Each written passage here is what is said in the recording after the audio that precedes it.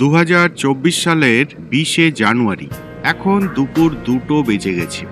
কটকে দুপুরের খাওয়া সেরে আমরা এখন কোণার্কের পথে রওনা হয়েছি। প্রথমে NH-16 ধরে এগোচ্ছি।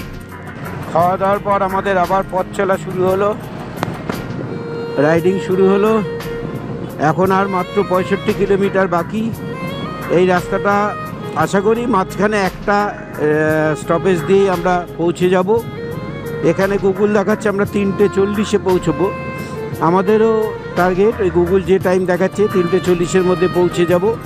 আর তাপসদা কোনোদিন কোণারক দেখেনি, ফলে আমার কোণারক দেখার খুব একটা আগ্রহ কিছু নেই, কারণ অজস্রবার কোণারক এসেছি, 7-8 বার হবে, এটা হয়তো 9th টাইম হবে। কিন্তু কোণারক মন্দিরটা যতবারই দেখি ততবারই ভালো লাগে, ফলে এটা কখনোই পুরনো হয় না, ফলে আবার নতুন করে আবিষ্কার করার মতো মনে হয়, বেশ ভালো লাগে।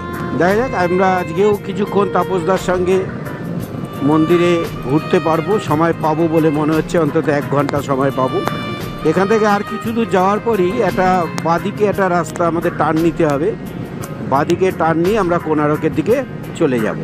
সেটা সম্ভবত ন্যাশনাল হাইওয়ে নয়, কোনো একটা স্টেট হাইওয়ে হবে, যেটা দিয়ে আমরা কোণারকের দিকে টার্ন নেব। এবার আসা যাক সামনের পথের কথায়। আমরা যেখানে আছি সেই ফুলনখরা থেকে NH-16 ধরে দক্ষিণে 7 কিলোমিটার মতো এগোনোর পর জয়দেব মার্গ নামে একটা স্থানীয় রাস্তা ধরব।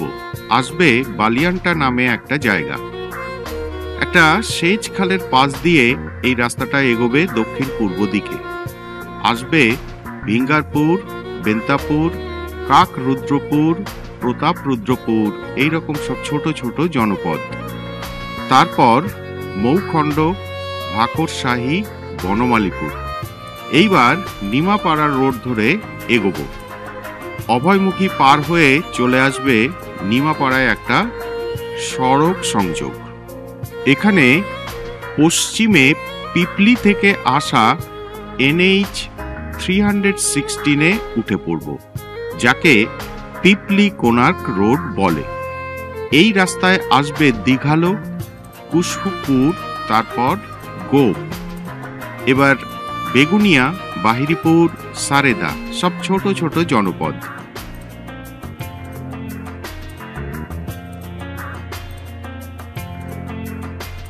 তারপর জুনেই হয়ে আমরা পৌঁছে যাব কোণার্ক। পথের দৈর্ঘ্য 68 কিলোমিটার, ঘন্টা 1.5 সময় লাগবে।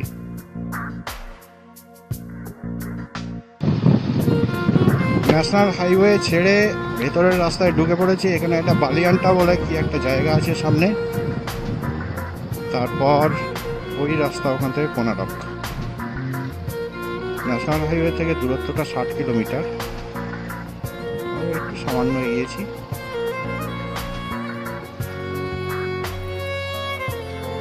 রাস্তার অবস্থা খুব বাজে। এখন সময় 2:22। ভোর থেকে শুরু করে এখনো পর্যন্ত আমরা 443 কিলোমিটার পথ পেরিয়েছি। সেচ খালের উপর কালভার্ট পার হয়ে খালের পাশ দিয়ে যাওয়া রাস্তা ধরলাম।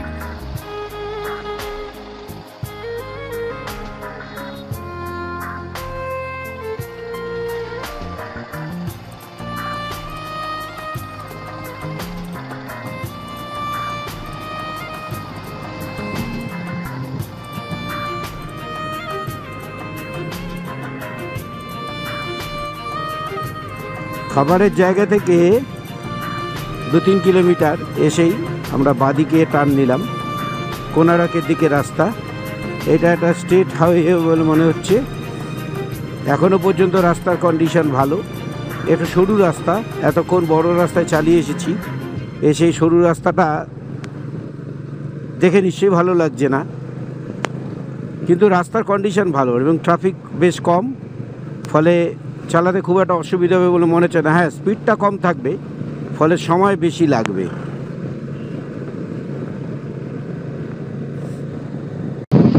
পরে অবশ্য রাস্তাটা ভালো হয়েছে।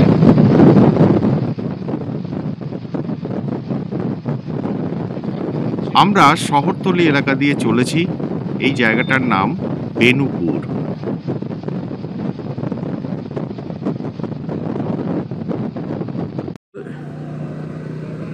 এই রাস্তাটা কন্ডিশন ভারী সুন্দর। এই রাস্তার ডান দিকে আর একটু দূরে এইটা খাল মতো, তারপরেই ডান দিকে গেছে কুশভদ্রা নদী, নদীর প্যারালালে চলে গেছে এই রাস্তাটা। এই রাস্তাটা প্রায় 36 কিলোমিটার আমাদের এই রাস্তা ধরেই যেতে হবে, তারপরে ডান দিকে টার্ন নিতে হবে। এখনও বাকি আমাদের 59 কিলোমিটার, তার মধ্যে 36 কিলোমিটার এই রাস্তা ধরেই যেতে হবে।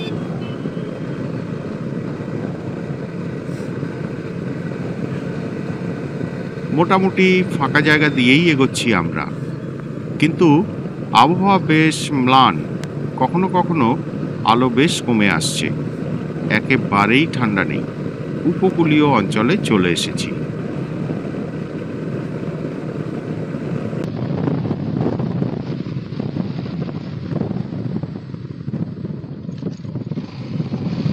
মাঝে মাঝে রাস্তাটা এরকম খারাপ আছে, আসলে পিচ পড়েনি এখন এখানে। ভাবছিলাম সামনে বোধহয় ভালো রাস্তা যাচ্ছে।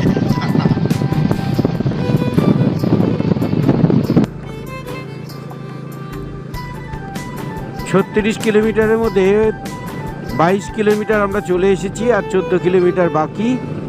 এই রোডটার নাম বনমালীপুর রোড।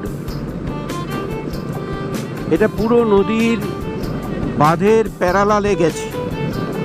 রাস্তাটার অবস্থা মোটামুটি ভালোই, অধিকাংশ জায়গাতেই ভালো। খুব সামান্য একটা দুটো প্যাচে একটু ভাঙা আছে, যেমন এই সামনের দিকে দেখুন কিছুটা জায়গায় একটু ভাঙা আছে। ভাঙা আছে মানে উপরে পিচ নেই, জাস্ট সয়েলিং হয়েছে, এখনো পিচ ঢালাইটা হয়নি।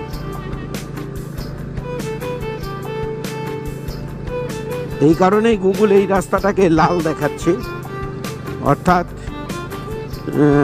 ব্লক দেখাচ্ছে। কানে কানে গাড়ি সাবধানে যাবে।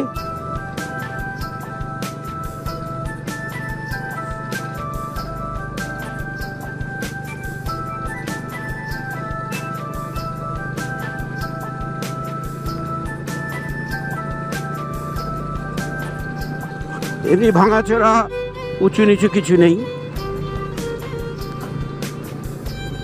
পিচ ঢালাইটা হয়নি।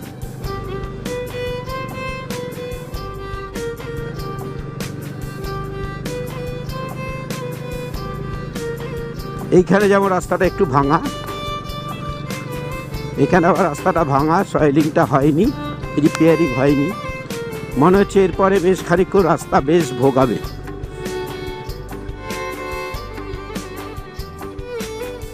সামনে লরি আসছে,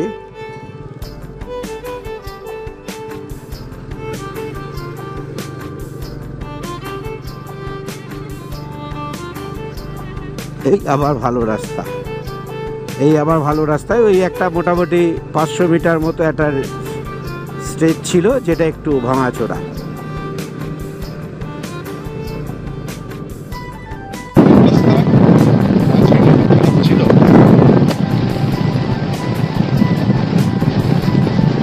কোস্টাল ওড়িশার গ্রামের মধ্যে দিয়ে রাস্তা, বসতি বেশ কমই আছে।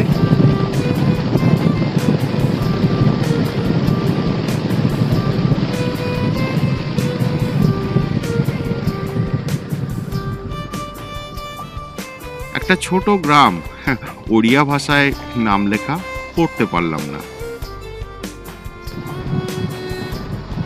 সুন্দর গ্রামের মধ্যে দিয়ে রাস্তা।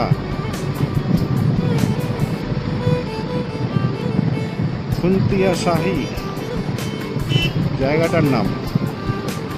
ও বাবা, একটু একটু পরে পরেই তো জায়গার নাম বলতে যাচ্ছে।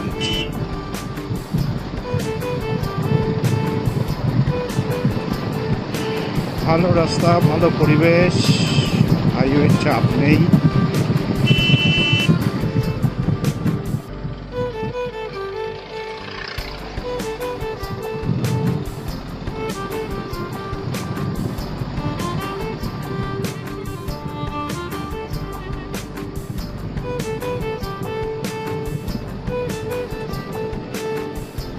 এখন বাজে 2:57, 474 কিলোমিটার পথ পেছনে ফেলে এলাম।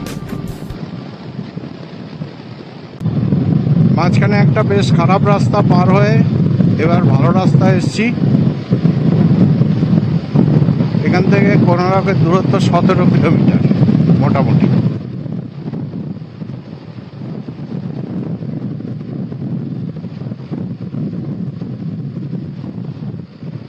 এই জায়গাটার নাম কুসুপুর। আগের মতোই নদীর পাশ দিয়ে রাস্তা।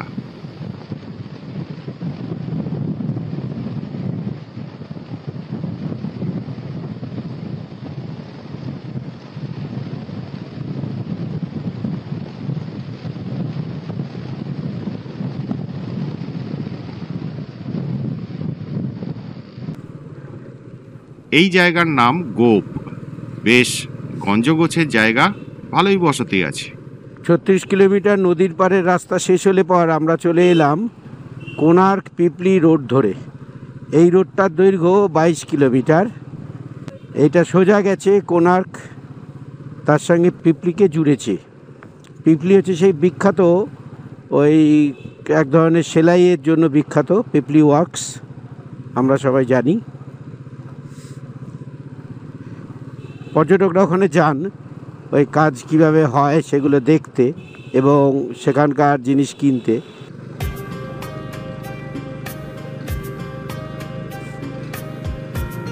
যদিও পিপলিটা এই ট্যুরে আমাদের নেই, আমরা যাচ্ছি কোনার্কের দিকে। পেছন দিকে হচ্ছে পিপলি, সামনের দিকে যেদিকে যাচ্ছি সেটা হচ্ছে কোনার্কের দিকে। এখান থেকে কোনার্ক আর মাত্র 13 কিলোমিটার। গুগল দেখাচ্ছে আর মিনিট 17-এর মধ্যে আমরা সেখানে পৌঁছে যাব। আমাদের আজকের রাইড শেষ হবে।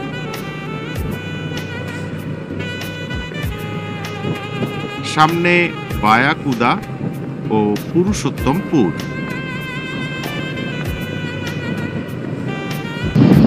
এখান থেকে আর কোনারক 6 কিলোমিটার বাকি। দারুণ রাস্তা,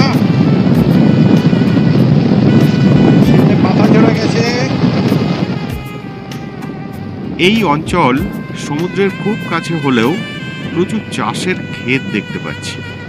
কৃষি প্রধান এলাকা, ছোটখাটো বসতি আসছে মাঝে মাঝে। অবশেষে 3:44 মিনিটে আমরা এসে পৌঁছালাম কোনার্ক। সামনে সোজা দেখা যাচ্ছে সান টেম্পল। সান টেম্পল কোনার্ক একদম সোজা দেখা যাচ্ছে, আর একটু পর আরও দেখা যাবে। দেবাংশু অনেকবার এখানে আসলেও আমি প্রথমবার আসলাম। এখানে বসতি খুব একটা বেশি নেই, রাস্তা মোটের উপর ফাঁকা। ধীরে ধীরে আশপাশটা দেখতে দেখতে এগোচ্ছি। একসময় সমুদ্রের ধারে কোনার্কের অবস্থান থাকলেও এখন সমুদ্র এখান থেকে বেশ কিছুটা দূরে সরে গেছে। সান টেম্পলের গেটটা কোথায়? Konark archaeological museum. রাস্তার পাশে এই মিউজিয়াম দেখে ভেতরে ঢোকার সিদ্ধান্ত নেওয়া হলো, কারণ কাল সকালে আমরা এখান থেকে চলে যাব। তাই যা দেখার আজই দেখে নিতে হবে। মূলত স্থানীয় অধিবাসীদেরই দেখতে পাচ্ছি, আশপাশের অঞ্চল থেকে এসেছেন এই সংগ্রহশালা দেখতে। সুন্দর পরিচ্ছন্ন এক বিশাল পরিসরে এই মিউজিয়ামটি অবস্থিত। মিউজিয়াম বিল্ডিংটি ছোট, তার বাইরে খোলা জায়গাতেও কিন্তু প্রচুর স্থাপত্য নিদর্শন রাখা আছে। আমি এখন দাঁড়িয়ে আছি কোনার্কের সংগ্রহশালার সামনে। এই মিউজিয়ামটা অনেকেই দেখেন না, এখানে আসে, কিন্তু এর ভেতরে প্রচুর অমূল্য সংগ্রহ আছে, যেটা অবশ্যই দেখা উচিত বলে আমার মনে হয়। এটা না দেখলে বোধহয় কোনারক দেখাটা অসম্পূর্ণ থেকে যাবে। আমি এর আগে অনেকবার গেছি। 5 টাকা প্রবেশ মূল্য দিয়ে ঢুকে পড়লাম প্রথম গ্যালারিতে। প্রথমেই নজর কাড়ল বেলে পাথরের তৈরি সূর্যদেবের মূর্তিটি। মূর্তিটি অক্ষত আছে। এরপর খান্ডোলাইট পাথরে তৈরি একটা রথচক্র। এখানকার সব নিদর্শন কোনার্কের মন্দিরের ধ্বংসস্তূপ থেকে উদ্ধার করা হয়েছে। 1968 সালে এএসআই এর তত্ত্বাবধানে এই মিউজিয়াম তৈরি হয়েছিল। এই প্রথম গ্যালারিতে 62টি নিদর্শন আছে। দ্বিতীয় গ্যালারিতে আছে মোট 108টি নিদর্শন। তাদের মধ্যে সেরা হলো মন্দিরের দেওয়ালের একটি অংশ। এছাড়া আছে অনেকগুলি ছোট বড় মূর্তি।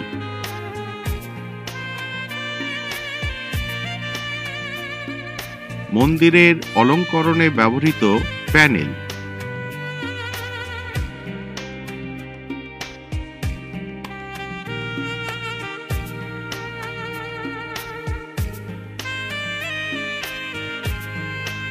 এই প্যানেলটায় রয়েছে নৃত্যগীতরত কিছু সুন্দর মূর্তি।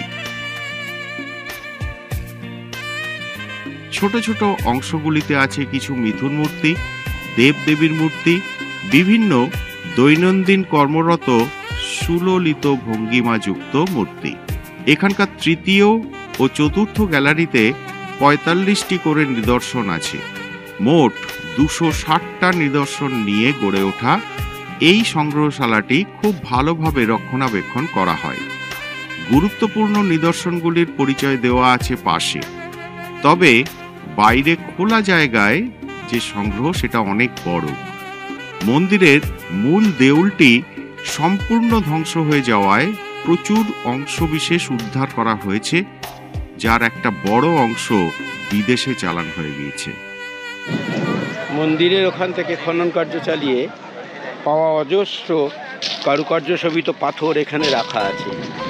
এগুলো কোথায় মন্দিরের কোন অংশে ছিল সেগুলো আর খুঁজে পাওয়া যায়নি, তাই এগুলোকে আর মন্দিরে লাগানো সম্ভব হয়নি।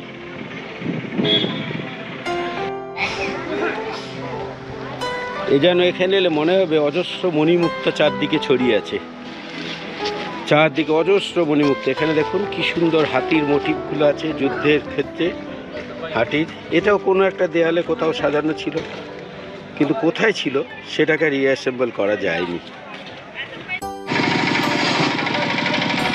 এই গহ্বরেও হয়তো কোনো দেবতা খোদিত ছিলেন, হয়তো কালাপাহাড়ের হাতুড়ির ঘায়ে সে দেবতার বিনাশ ঘটেছে। যত দেখি তত অবাক হয়ে যেতে হয়।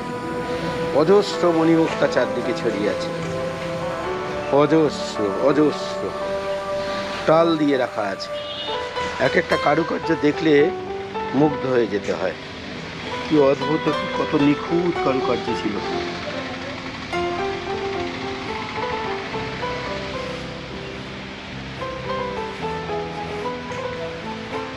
এই কলকাতা দেখুন,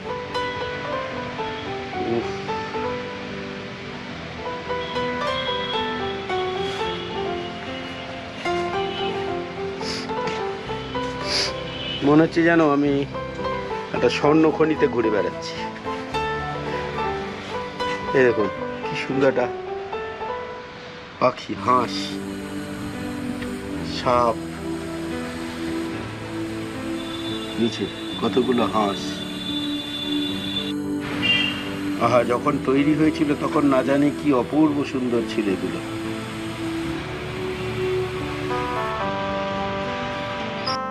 যতদূর মনে হয় এগুলো বন্য বরাহ, হয়তো কোনো শিকারের দৃশ্য। কত জটিল নকশা কাটা হয়েছে পাথরের বুকে। এটা রথ, ভাঙা রথ। এটা একটা গোটাই ছিল এক সময় ভাস্কর্য। এটা নিচের অংশে পাথরটা খুঁজে পাওয়া যায়নি। কোণারকের এখান থেকে পাওয়া সব পাথর, যেগুলোকে কোথায় ছিল খুঁজে পাওয়া যায়নি, রিঅ্যাসেম্বল করা সম্ভব হয়নি, সেগুলোকে এখানে রাখা হয়েছে। প্রতিটাই এক একটা রত্ন ভাণ্ডার।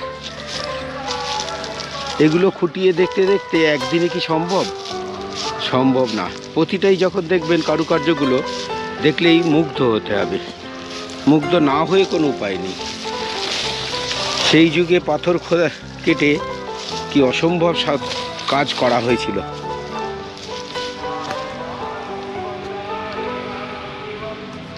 একে যদি রত্নভাণ্ডার না বলা হয় তাহলে রত্নভাণ্ডার কি, কাকে বলা হবে? এই প্রতিটা পাথরের আন্তর্জাতিক বাজারে মূল্য বিরাট, মহামূল্যবান পাথর প্রতিটি।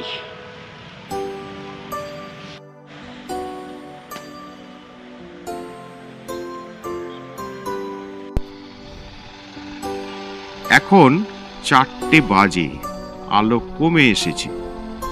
এখনো হোটেল খোঁজার বড় কাজটাই বাকি। তাই এই বিক্ষিপ্তভাবে ছড়িয়ে থাকা অসংখ্য শিল্প নিদর্শনের মায়া কাটিয়ে আমাদের এবার এখান থেকে চলে যেতে হবে। তাও শেষবারের মতো চারপাশটা একবার চোখ বুলিয়ে নিতে একটু থামলাম।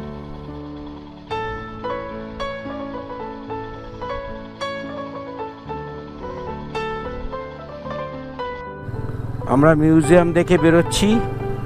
এবার আমাদের প্রথম কাজ হচ্ছে হোটেল দেখা, তারপর যাব মন্দির দেখতে।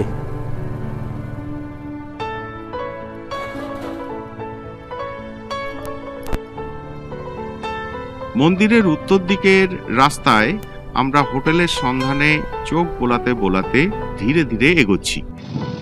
ঘোড়াটাকে এসে গেলাম। দেবাংশু এখানে অনেকবার আসলেও নিশ্চয়ই পথঘাটের কিছু পরিবর্তন হয়েছে বলে এই পরিস্থিতিটা একটু বুঝে নিতে চাইছে। এখন 4:09। আজ ভোর থেকে আমরা মোট 503 কিলোমিটার বাহন চালিয়ে হাজির হয়েছি এখানে। রাস্তাঘাট মোটের ওপর ফাঁকা। এখানে বিখ্যাত মন্দির থাকলেও সেখানে পুজো হয় না বলে ভক্তের দল এখানে বিশেষ আসেন না।